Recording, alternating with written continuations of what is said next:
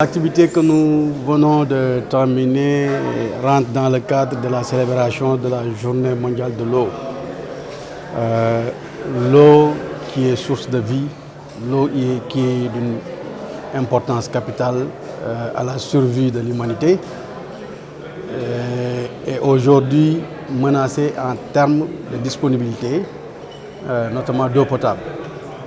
Ce qui a motivé l'institution de cette journée-là pour sensibiliser pour une gestion durable de l'eau. Aujourd'hui, avec le réchauffement climatique et les changements au niveau de la planète, la ressource eau est menacée avec l'avancée du désert, l'évaporation constante et aussi l'utilisation excessive de l'eau disponible. Cette problématique-là doit être prise en charge et doit éveiller toutes les consciences de façon globale, mais de façon ici locale chez Dangote Cement Sénégal, il y a déjà une politique et des actions proactives qui tendent vers l'optimisation de l'utilisation de l'eau et la gestion durable des ressources en eau disponibles. Cette journée, nous avons eu à inviter, dans le cadre du partenariat université-entreprise, l'UFR Ingénierie de l'Université de Thiès, avec nos amis jeunes étudiants, avec qui nous avons déroulé le programme de visite de nos différentes installations et de notre stratégie et politique de préservation de l'environnement globalement et spécifiquement pour le thème d'aujourd'hui, notre approche d'optimisation de l'utilisation de l'eau, de recyclage de l'eau. Et ces visites nous ont permis à tous de mettre en évidence et aussi de prendre conscience de toute cette approche-là, soucieuse de l'environnement.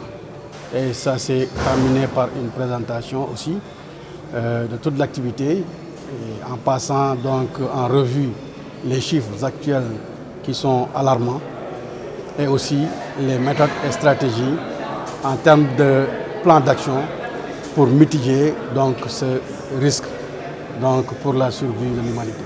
Par nos pratiques, nous sommes tout à fait en conformité et en cohérence avec cette journée mondiale de l'eau, dans la mesure où nous avons établi un certain nombre d'approches opérationnelles qui tendent à faire le choix sur l'optimisation de l'eau dans le travail.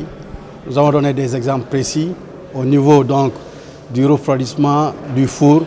Nous avons opté pour aller vers la ventilation que vers l'eau. Au niveau de la centrale à charbon, nous avons aussi opté pour le recyclage des eaux, des déchets eau qu'on réintroduit dans le système. Et aussi, il y a des projets d'amélioration continue qui vont nous permettre d'augmenter ce pourcentage de récupération des eaux à recycler.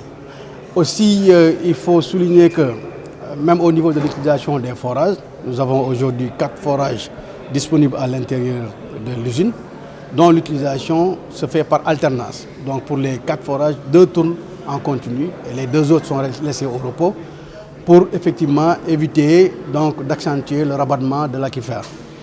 Et en cela, il faut noter aussi les campagnes de reboisement qui aussi permettent effectivement de façon locale à lutter contre l'évaporation et la dégradation du sol. Aujourd'hui, nous sommes venus pour célébrer la Journée mondiale de l'eau sur l'invitation de Dangote.